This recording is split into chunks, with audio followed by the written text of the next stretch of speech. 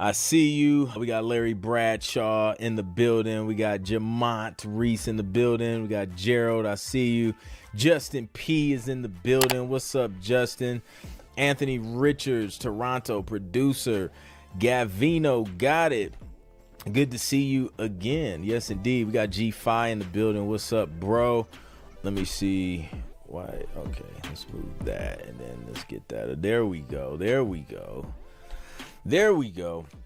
So yeah, let me know where you guys are from. My name is Clint. I teach producers how to make money with their music by showing them how to produce, prepare, and pitch placement ready music for TV. Because if it's not placement ready, it probably won't get placed. Speaking of making music for TV, we got a win in the community, the Sing Producer Hub community. Kadan, I see you. What's up? B-Rad Tunes and stuff from Sacramento, California. I see you. So one from Brandon, surprise win. So my orchestral metal project has been sitting at 0 Spotify plays for weeks. Then I noticed a bunch of people on listening now yesterday. Looks like some playlists got a hold of the single. 700 plus listeners in a day, pushing it into the pay range. I think I'll have myself a coffee. Let's go. It looked like the streams might go ahead and pay for that coffee. Brandon, shout out to you. That's what's up. Yeah, it's like up. He shared a screenshot with us. It's like up 1,579%. That's what's up. 726 listeners, 1,108 streams. That thing spiked. Yeah, it looks like, yeah, it hit some playlists or something.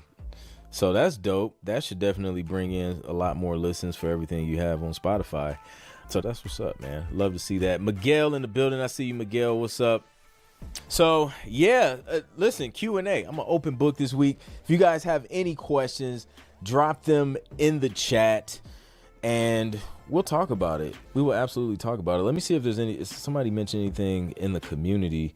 I know I've been dealing with tech issues with Kontakt 7 this week, which has been just weird. It's been doing it for a while. I was talking to some TV placement mastery students last night and they've been dealing with the same thing apparently.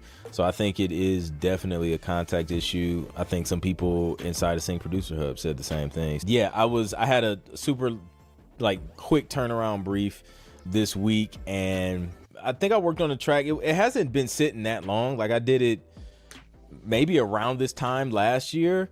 Everything should have been up to date. Like I haven't changed anything dramatically in my setup. So yeah, open the session and then notice like Kontakt 7 loaded like the plugin, but then inside of Kontakt where you load you start the sound library, there was just nothing there and it was blank for a couple sounds. So luckily, because it was a track I already did for sync, I had all the stems bounced out and all I had to do was just drag the audio for those particular tracks back into the session and then I could finish doing what I needed to do, which was basically trailerizing this track. So I'm glad I at least had those bounce. I usually will create like a second or what do you call it, an alternative session in Logic with just all printed audio versus the MIDI stuff, and then I'll keep that MIDI session just in case I have to swap something out or need to move some notes around or whatever. But I always like to have those two sessions because of stuff like that. I had that happen to me in the past and yeah, I was able to solve it a lot quicker this time, which was great. Yeah, super dope. Somebody asked, new to sync format. Caleb Cox inside Sing Producer Hub. Hey, he says, hey all, I've got a potential track in progress that would be great to get some input on how to improve for sync. I'm still very new to this world of music and I'm trying to learn more about progression, length, pacing, but honestly have no idea if I'm on the right path with this one or not. Oh, so it was feedback. He posted this in feedback. So yeah, that's something I'll have to listen to, which if y'all stick around, we're doing live music reviews after this.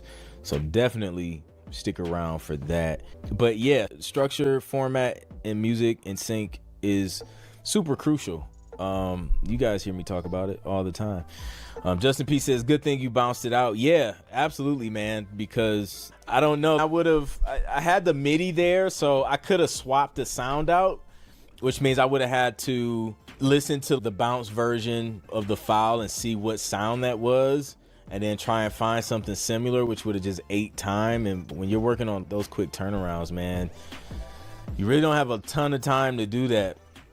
So yeah, man, I'm glad I had those bounced out. It made it a lot easier. Gary Walker's in the building. What's up, Gary? You're probably ready to start trying to get TV placements, but you just don't know the next step to take. So I want you to download my free Sync Producer Quick Start Guide, which is going to help you do that. It's going to give you the steps and it's going to give you resources to get you started on this journey. So just go to clintproductions.com/free guide or click the link in the description and download that free Sync Producer Quick Start Guide.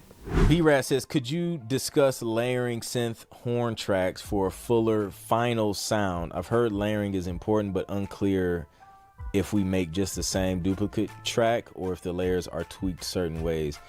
That's a good question. So when I think of layering, sometimes it is just duplicate. I do it a few different ways. Like some, it's just literally duplicate, have a synth playing something, and then have the horns playing the exact same thing.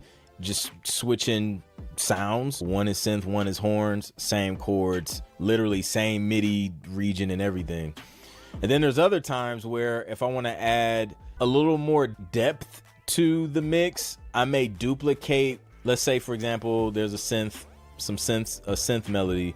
I may duplicate that, but then take that melody, shift it an octave higher, add some reverb, maybe some distortion. I'll do that to layer it. Say, like, sometimes I'll do that for the final hook just to make it feel like it got bigger and it's doing something different than the first hook. It's just the same thing, just an octave higher and some reverb and some little distortion or whatever. So I'll do that. Sometimes it's just a copy and paste, add distortion, add reverb, keep it the same octave. So yeah, that's how I usually do it. It could be a different sound, it could be the same sound, and then minor tweaks as far as EQ. You can even tweak the EQ, add some plugins on there to create some cool effects. So yeah, I've done all of that. You can get real creative. Miguel says, I've gotten to the point where I've been using the same virtual instrument, same sounds and same plugins, mostly stock plugins. I don't know if I should worry, or maybe I found my lane in sound. Bro, I'm not mad at it, man. I do the same thing. Like, I'll get in a pocket and that's just where I am, dude. Like, I'm living with these plugins, these sounds, these libraries, whatever. And then that's just it. You know what I mean? No sense of wasting a bunch of time trying to hunt for something new every time. Justin says, my project management job really demanded my attention this past week. Had to travel for work. Sometimes it's just like that. Couldn't produce much. You have those moments in the beginning. Oh, 100%, bro. 100%. Even like the last job before I quit that joint, it was, I ain't gonna lie, bro. Like, I got out of there just in time because I was about to be in a situation where like it was like another field tech, right? And it was only really a couple of us just holding it down. And dude was about to leave too. So then I was about to inherit all of his projects, big projects. Like, we're talking about installing entire networks in medical offices.